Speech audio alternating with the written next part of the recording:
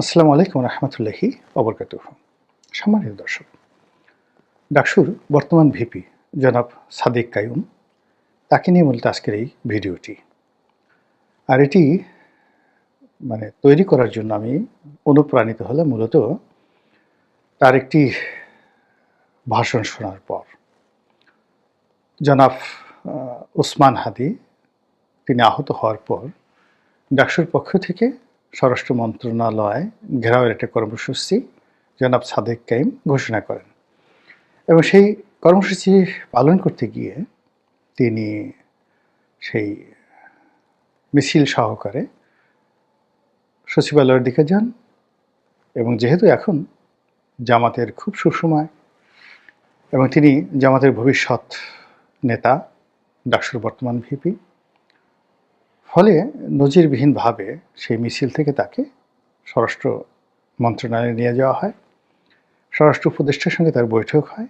বৈঠকের পরে জনাব সাদিক তিনি একটি সংবাদ সম্মেলন করেন এবং সেই সংবাদ সম্মেলনে স্বরাষ্ট্র উপদেষ্টাকে পাশে দাঁড় করিয়ে তিনি তার পদত্যাগ দাবি করেন এবং তিনি যখন এই কথাগুলো বলছিলেন তিনি ছিলেন নির্লিপ্ত, তিনি ছিলেন ভয়হীন। আর তার পাশে যিনি দাঁড়ানো ছিলেন স্বরাষ্ট্র উপদেষ্টা, সেই ভদ্রলোক ছিলেন অসহায়, দুর্বল, তৃষ্ণার্ত, ভীত এবং সন্ত্রস্ত। তো এই দৃশ্য দেখে আমার কাছে মনে হলো যে জনাব সাদিক কায়েম সম্পর্কে কিছু অ্যানালাইসিস করা দরকার। তিনি সম্ভবত বয়সে আমার যে সন্তান, জ্যেষ্ঠ সন্তান, তার চেয়ে ছোট হবেন। আমার বড় ছেলের চাইতেও তার বয়স অনেক কম হবে। আমি যারা এই প্রজন্মের তরুণ নেতৃত্ব আছেন, জুলাই আগস্ট বিপ্লবের পরে যারা নেতা হয়েছেন, তারা সবাই মোরলেছে আমার সন্তানের বয়সী বা সন্তানের চেয়ে ছোট। ফলে আমি আসলে কখনোই তাদেরকে নিয়ে কোনো নেতিবাচক কথা বলিনি, আগামীতেও বলবো না। সাদিক কায়েম সম্পর্কে আমি কোনো কথা বলিনি। This is the first time, এই প্রথম কথা বলবো। কাজে আমি সতর্ক থাকবো যে না আমার কোনো বক্তব্য দ্বারা ব্যক্তিগতভাবে তিনি আহত না হন। এটির মূল কারণ হলো যে তাদের তারুণ্য, সেই তারুণ্যের অনেকগুলো সম্ভাবনা আছে আগামীতে এই দেশকে এগিয়ে নেওয়ার জন্য। হয়তো তাদের দৃষ্টিভঙ্গি, তাদের চালচলন, তাদের জীবনের গতি, তাদের কথাবার্তা নিয়ে আপনার আপত্তি থাকতে পারে, কিন্তু তাদের ইতিবাচক দিকগুলো নিয়ে যদি আলাপ আলোচনা করেন এবং খুব সুকৌশলে তাদের সমালোচনা করেন, তাহলে হয়তো তাদের সেই অগ্রযাত্রা যাত্রা দেশ এবং জাতির কল্যাণের জন্য অব্যাহত থাকবে। আদারওয়াইজ কেবলমাত্র নেতিবাচক সমালোচনার কারণে অনেক সম্ভাবনা নষ্ট হয়ে যায়। আমার জীবনের যখন ক্যারিয়ার শুরু হলো, আমার পেশাগত জীবন শুরু হলো, নতুন ব্যবসা শুরু করেছি, তখন বিমান বাহিনীর একজন প্রধান, তখন এয়ার কমোডর প্রধান বা উপপ্রধান এরকম পদ পদবি ছিল, ভদ্রলোক সম্ভবত এয়ার কমোডর ছিলেন, ব্রিগেডিয়ার পদমর্যাদার। তো তিনি একটা মাল্টিন্যাশনাল কোম্পানিতে বাংলাদেশের প্রধান ছিলেন, সিইও। আমি ভদ্রলোকের সঙ্গে দেখা করলাম, তার কোম্পানির সাথে আমাদের একটা ব্যবসা বাণিজ্যর যে প্রস্তাবনা সেটা নিয়ে। তো ভদ্রলোক আমার কথা শুনলেন এবং তখন তার সঙ্গে দেখা করতে পারাটাই সম্ভবত air commodore mister Azhar, still I could remember his name, air commodore Azhar. তো তিনি হংকংয়ের একটি কোম্পানি, শিপিং কোম্পানি, সেই কোম্পানির সিইও ছিলেন। তো তার সঙ্গে আমার দেখা হলো, আমি অনেকক্ষণ কথাবার্তা বললাম এবং এতটা কৃতজ্ঞ ছিলাম যে ভদ্রলোক গোগ্রাসে তিনি আমার কথা শুনছিলেন। তো প্রায় 1 ঘন্টা যাবৎ আমি বকর বকর করতেই থাকলাম, তিনি শুনলেন এবং মুচকি মুচকি হাসলেন। তো একটা সময় বললাম যে স্যার, আমার কি কোনো ভুল হয়েছে, আপনি হাসছেন কেন? তো তিনি তখন আমাকে বললেন যে মাই বয়, এটা 91 বা 92 সনের ঘটনা। তো উনি বললেন যে মাই বয়, ইউ আর এ ম্যাজিক বয়। আমি তোমার মুখের যে মুচকি হাসি দিয়ে কথা বলার যে ধরন, এটা খুব এনজয় করছিলাম। তোমাকে বলি যে আমি তোমাকে আসলে কাজটা দিতে পারবো না, এই কথা যদি আমি প্রথমে বলে দিতাম বা আমার ক্ষমতা নেই, তাহলে তুমি হয়তো কথা বলতে পারতে না। এই জন্য তোমার কথাগুলো আমি শুনছিলাম। আমি তোমাকে একটা কথা বলতে চাই যে জীবনের কোনো মুহূর্তে, কোনো অবস্থাতেই তোমার যে এই যে স্মাইলিং ফেস, হেসে হেসে কথা বলার যে ধরন এবং প্রকৃতি, এটা তুমি বন্ধ করো না। পৃথিবীর কোনো শক্তি তোমাকে কখনো স্টপ করতে পারবে না। ঠিক এই কথাটি উনি আমাকে বলেছিলেন। এরপর তিনি আমাকে সম্মান জানিয়ে চেয়ার থেকে দাঁড়িয়ে আমাকে বিদায় জানালেন, এবং ওটা আমার জীবনের এত বড় একজন মানুষের কাছ থেকে জীবনের প্রথম এই মাত্রার সম্মান। তো এরকম আরও বহু মানুষের কাছ থেকে সম্মান পেয়েছি, এবং সম্মান যখন আমি পেয়েছি তখন আমার কাছে মনে হয়নি যে আজকে আমার জীবনের যে বাস্তব অবস্থা এরকম আমার জীবনে আসতে পারে। কিন্তু ওই যে বড় মানুষগুলো, তারা কিন্তু আমাকে ওই সময়টিতে ইতিবাচক কথাগুলো বলেছিলেন বলেই আমি অনেক কাজ করার সুযোগ পেয়েছি, সাহস পেয়েছি। তো এই কারণে তরুণ সম্প্রদায়ের প্রতি আমি সবসময় খুব যাকে বলা হয় আবেগপ্রবণ থাকি, এবং তরুণরা যেন আমার দ্বারা আহত না হন সেই ব্যাপারে সর্বদা চেষ্টা করতে থাকি।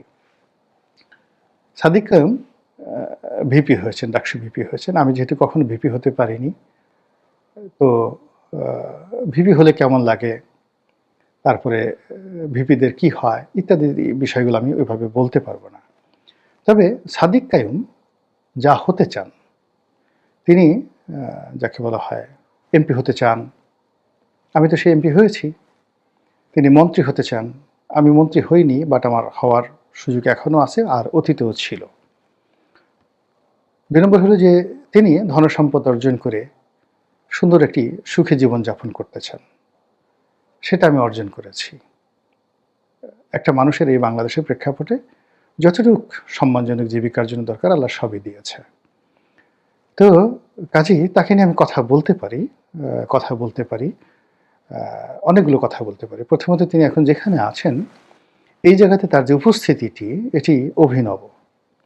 ইতিপূর্বে এইভাবে আসলে ডাকসুর ভিপি পদে কেউ তার মতো আসেনি, বিশেষ করে এত তরুণ বয়স। আমি জানি না এখন তার বয়স আর নুরুর যখন ভিপি হলেন তার বয়স, এই দুয়ের মধ্যে কে বেশি বয়সে তরুণ। ২ নম্বর হলো যে তার মুখে সবসময় যে একটা হাসি থাকে, এটা খুবই উৎসাহব্যঞ্জক, এবং হাসির সময় তার গালে টোল পড়ে, এটা আরও মারাত্মক। মানে বিশেষ করে মেয়েদের প্রেম, তারপরে সমাজে প্রতিষ্ঠা লাভ করা, খ্যাতি অর্জন করা। আপনি শাহরুখ খানের কথা চিন্তা করেন, গালে টোল পড়া ছেলে কিন্তু খুব অল্প হয়।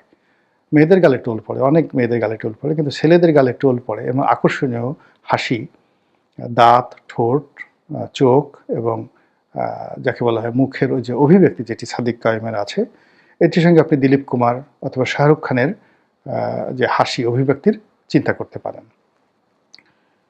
এরপরে যেটা হলো যে তিনি এসেছেন একটি প্রান্তিক জনগোষ্ঠী থেকে এবং প্রত্যন্ত অঞ্চল থেকে, একটি পাহাড়ি অঞ্চল থেকে, সম্ভবত খাগড়াছড়ি, ওখান থেকে।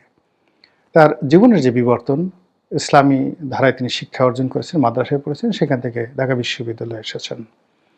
তো সেখান থেকে এসে যে প্রক্রিয়াতে তিনি এই জায়গাতে পৌঁছে গেছেন, এটি বাংলাদেশের সাদিক কায়ুম ছাড়া অতীতে কারো জীবনে এরকম ঘটনা ঘটেনি, এবং সম্ভবত আগামীতে এরকম ঘটনা ঘটবে না। তিনি শৈশব থেকে ছাত্র শিবির করতেন। ঢাকা বিশ্ববিদ্যালয়ে এসে নিজের পরিচয় গোপন করে ছাত্রলীগের মধ্যে তিনি ঢুকে গিয়েছিলেন, এবং ওই অবস্থাতে বিশ্ববিদ্যালয়ের ছাত্ররূপে তিনি প্রধানমন্ত্রী শেখ হাসিনার খাস কামরায় ঢুকে যেতে পেরেছিলেন, এবং প্রধানমন্ত্রী শেখ হাসিনার সঙ্গে তার ছবি রয়েছে। তো ছাত্র অবস্থায় এতটা নিখুঁত অভিনয়, এতটা সাহসিকতা এবং এতটা অনবদ্য নৈপুণ্য আমার তো কল্পনাই করা যায় না। আমি তো একেবারে মানে বিসমিল্লাহি আমি ধরা পড়ে যেতাম, 1 মিনিটের মধ্যে আমি ধরা পড়ে যেতাম। তো সেই ক্ষেত্রে পুরো জমানা সাদিক কায়ুম আওয়ামী লীগের পুরো জমানাটা যেভাবে তিনি কৌশলতা দিয়ে, কর্মকৌশলতা দিয়ে, বুদ্ধিমত্তা দিয়ে, প্রজ্ঞা দিয়ে তিনি আওয়ামী লীগের মধ্যে, ছাত্রলীগের মধ্যে বিলীন হয়েছিলেন, এইরকম ঘটনা বাংলাদেশে ইতিপূর্বে কখনো ঘটেনি। এটি হয়তো মিস্টার পুতিন কেজিবির অভিজ্ঞতা নিয়ে বলতে পারবেন।